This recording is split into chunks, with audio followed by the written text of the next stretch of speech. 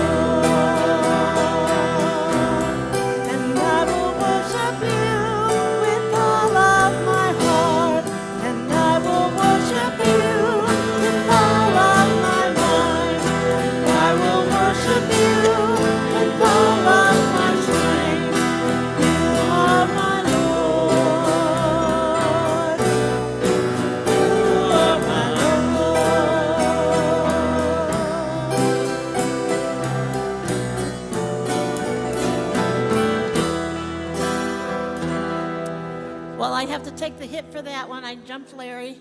He was trying to play it, imagine the way it was written and rehearsed. Our next one this morning is 2132. You who are thirsty. Do we need to talk it through?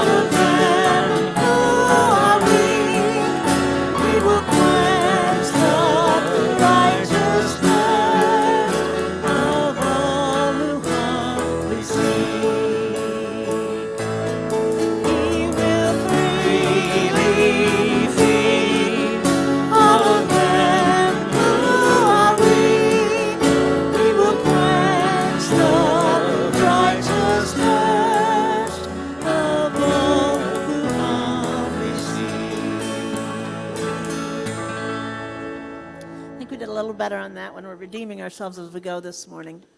Our next song up is number 3099 in the little green book, Falling on My Knees.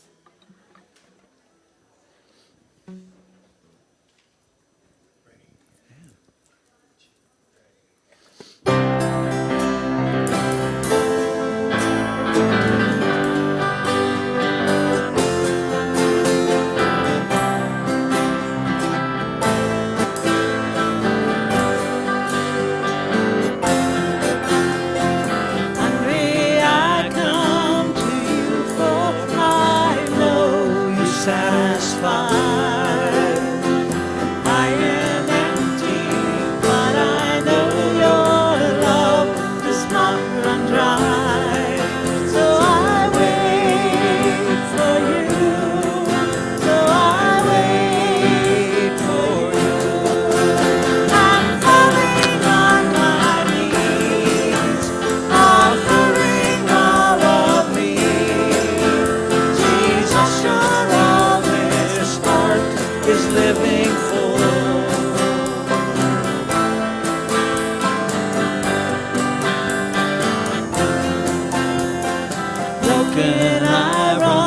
to you, for your arms are open wide. I am weary, but I know your touch restores my life. So I wait for you. So I wait for you. I'm falling on my knees, offering all of me. Jesus, you're all this heart is living for. I'm falling on my knees, offering all of me. Jesus, you're all this heart is living for. Jesus, you're all this heart is living for. Jesus, you're all this heart is living for.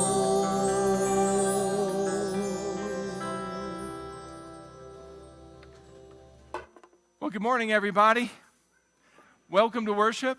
My name is Ed Shenick. I'm the lead pastor here at Edinboro United Methodist Church. Isn't this a gorgeous day? It's been a wonderful weekend, and we're glad that you're here with us. If you're joining with us online, we're glad you're taking the time to be with us, and we want to invite you to be part of our service. We do have people that are online right now, and if you have prayer requests or if you want to become involved, and just put a note in that chat line, and that will get passed on to us. We've had some of those that have come through. We've been able to pray for them right here in the service. And if there's any way that we can be helpful to you, just please let us know. As we begin our time together today, there's a number of things that I want to lift up to you. If you're a guest with us today, as you're leaving our time here, two things. One, we have a gift for you. If you look on as you're going out the doorway on the left and just kind of follow over, there's a table there and a couple of coffee cups there with some stuff and gifts, information. That's there for you to take. And we hope you have a good coffee on us, cup of coffee on us. And also in the pew there, you'll notice there's a little card, a welcome card. If you would fill that out, we would appreciate that. That's a way that we can help to meet your needs. So thank you for coming today. A number of things that happened over the weekend. We had a very busy missional week this week, and yesterday especially was wonderful, and I want to thank everyone who got involved. I know Christine, and I don't know where Christine is at the moment. There she is. She has a word to share. Want to come up and... Let me go back this way. I was just going to try to speak without writing it down, but I know I'll mess it up, so I did write a little bit down. As some of you may know, we had a little event here yesterday, and I was actually so moved by the event that I felt compelled to speak this morning. But where should I start? I guess I have to go back to the beginning, several months ago up in the youth room, where the idea of a rummage sale first blossomed. My daughter Linnea was the brainchild of this event, so I'm very proud of her, and the rest of the youth group quickly rallied behind her. So first and foremost, I have to thank the small but extremely dedicated youth in our church family. Fast forwarding back to this past weekend, I planned to be here Friday night to help getting stuff ready, and unfortunately I wasn't able to be here. But I saw pictures of the people who did show up and all the work that they accomplished, and I was completely blown away. And then yesterday morning, I didn't know what to expect because I had done very little to organize the people that signed up to help. So I didn't know if anybody was going to be here.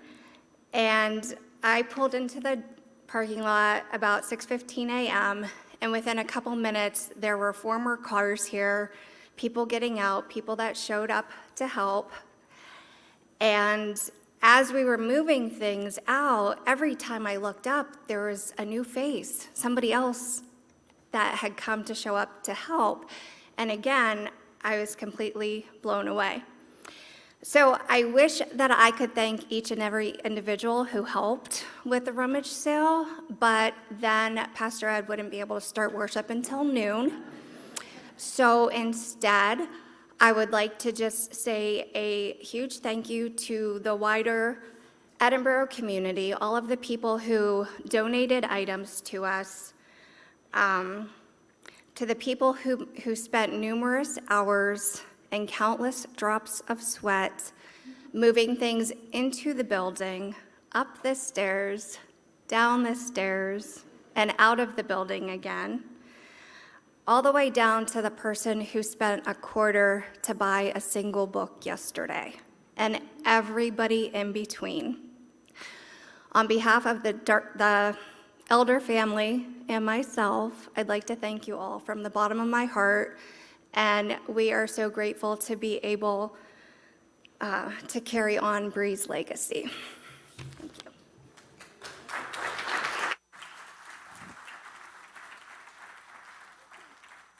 Thank you, Christine.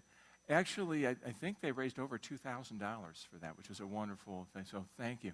I've got another important announcement, and I'm going to ask our chair of SPRC if he'd be willing to, we've got an introduction to make. Good morning. I'm Tim Rankin. I'm tremendously excited to introduce to you the result of a number of months' worth of work, starting with a vision for a job description for a director of family and youth ministry, and a number of processes that got us to this point today. I'd like to introduce to you Tyler Volk, who we hired this week or two ago, and he actually hit the ground running yesterday to jump in and help with the rummage sale. I was hoping he would not run away after after the day of hard work yesterday, but he's here this morning with his family. I'd like to ask him to come up and introduce his family and just share just a minute or two about him. He's a graduate of Geneva College with a degree in youth ministry. Tyler? Oh, yeah. Welcome, sir. Would you guys? Well, I wasn't going to force them to, so.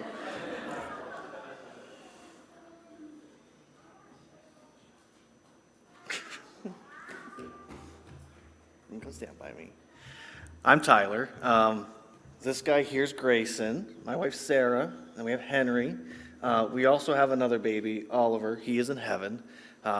We just always like to make sure we mention him because we're a family of five, even though you only see four of us.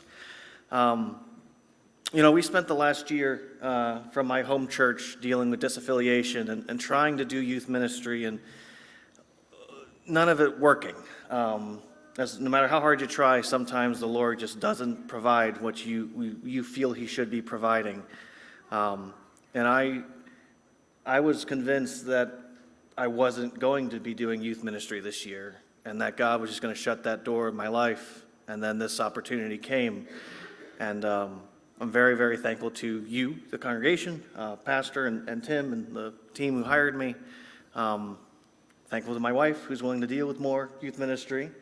But we're really excited, and we know this is a new opportunity for us, and we hope we can do a good job. And I have to say, most often when people start a new youth ministry job, they don't talk about the former youth people. They don't know anything about them.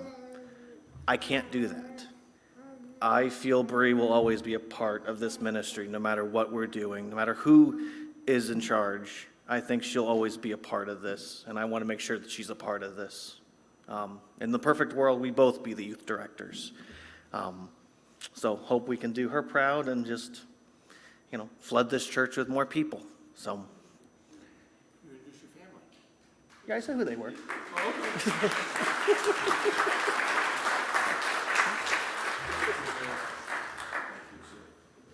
So I'm glad he didn't run either. He was going to come in and just pick up his key, and ended up hauling a bunch of stuff from upstairs downstairs, and has really jumped in both feet. So we're so happy to have you guys here. Welcome. With the rest of the announcements, just take a look at your bulletin. We've got some missional things that are still going on there, and some good opportunities for travel. If you still are open to going to Jerusalem, let me know. And we've got some wonderful opportunities for education there. But I think for right now, are you guys ready to worship? Then let us rise and let us join together in our call to worship.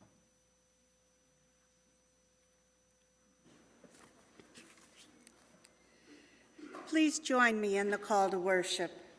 Spirit of the living God, fall afresh on us. As we gather in this place, allow your spirit to fill our longing. As we worship today, we remember our brothers and sisters who are worshiping elsewhere throughout the world. Inspire each of us to work more faithfully for justice and dignity of life. Raise our vision above the barriers of color, culture, and creed that separate us. Give us wisdom as we deal with one another. Help us to recognize and to respect different ways rather than to judge. In the spirit of Jesus, who came not to be served but to serve, we now must walk in the world. We now must reach out our hands with help and open our hearts in love. Awaken in us the desire to seek your way of serving you in this world. Come, people of God, rejoice. Let us worship together.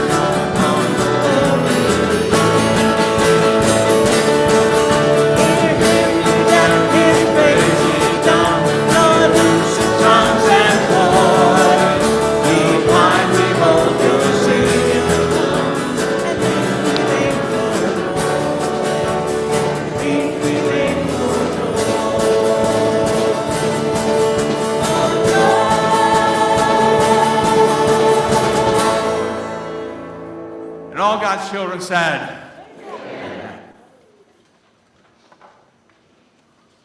Please join me in the opening prayer.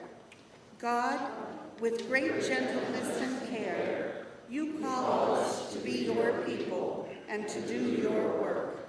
Be here with us today, for we come asking for your support in all that we do.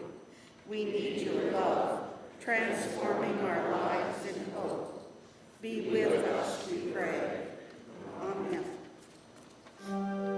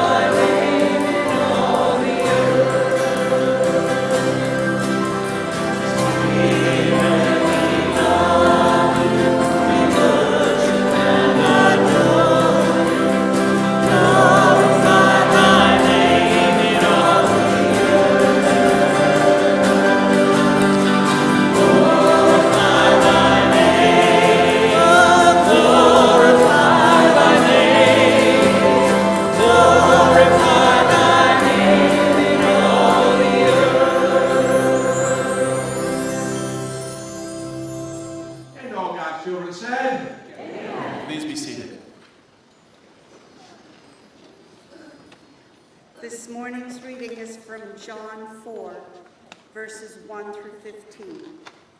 Now when Jesus learned that the Pharisees had heard, Jesus is making and baptizing more disciples than John, although it was not Jesus himself but his disciples who baptized. He left Judea and started back to Galilee, but he had to go through Samaria. So he came to a Samaritan city called Sychar, near the plot of ground that Jacob had given to his son Joseph. Jacob's well was there, and Jesus, tired out by his journey, was sitting by the well. It was about noon. A Samaritan woman came to draw water, and Jesus said to her, "Give me a drink." His disciples had gone to the city to buy food. The Samaritan woman said to him, "How is it that you, a Jew, ask a drink of me, a woman of Samaria?" Jews do not share things in common with Samaritans. Jesus answered her, "If you knew the gift of God and who it is that is saying to you, 'Give me a drink,' you would have asked him, and he would have given you living water." The woman said to him, "Sir, you have no bucket, and the well is deep. Where do you? Are you greater than our ancestor Jacob, who gave us the well, and with his sons and his flocks drank from it?" And Jesus said to her, "Everyone who drinks of this water will be thirsty again, but those who drink of the water that I will give them will never be thirsty.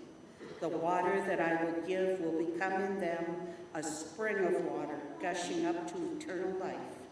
The woman said to him, "Sir, give me this water so that I may never be thirsty or have to keep coming here to draw water." This is the word of the Lord. Thanks be to God.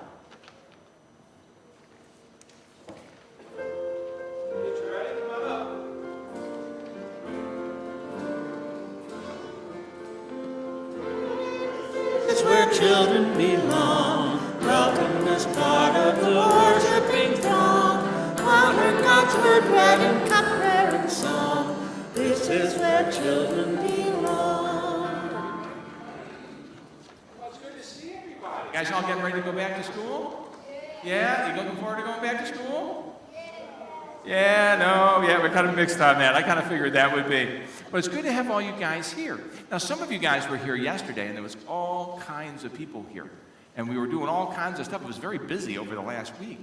And I was thinking, as people were kind of saying thank you over texting last night, that one of the people that responded said, "The body is not of one, but of many."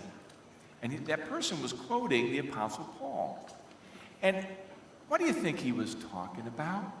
The body is not made up of one, but of many. We talked about hands a couple weeks ago, right? Are there other parts of the body? What are some of the other parts in your body? Your legs, got to have legs. You can't get around without legs, right? What else? Your head, got to have your head. You can't think without your head, yeah. Your arms, got to have the arms to move around and do some things, yeah. Your hands and your torso. That's right, you got to have something to tie everything all together, right? And your hands to make sure you can do different things and do stuff. And your feet, right? So otherwise we fall over. That's not fun. Yeah, so all of those things work together. And actually, this person was quoting the Apostle Paul, who was helping build Jesus' church, like us. And he was reminding people that they needed more than one, that God calls us all together. So I was thinking, do I have a volunteer? Okay, come on up, Olivia. And I want to check this out. Do you think that this could hold her up? No, let's try. Give it a shot. Go ahead. No, not one of it. Anybody else want to try it? Okay, over here. Okay, yes, who wants to there? Well, we got another one up there, and we'll do those maybe afterwards. I have a few. That didn't work either. I've got something else, though. If you look behind you, okay, I have a little chair, a little thing that I put together here, and underneath this are a bunch of cups. Now, let me ask you something. Do you think that would hold somebody up? Okay, come on up. Give it a shot. Jackson, yeah. Maybe somebody little. Okay, step right up on there. Okay, buddy? No, step up on top, right up here. It's okay. Step right up on there. Go ahead, step up. There you go. Okay, good. You can step down. Okay, there you go. Somebody else want? Oh, wait, you did. Okay. Okay. There you go. Okay, why don't we get these two guys? We'll give these guys a chance. I think we're going to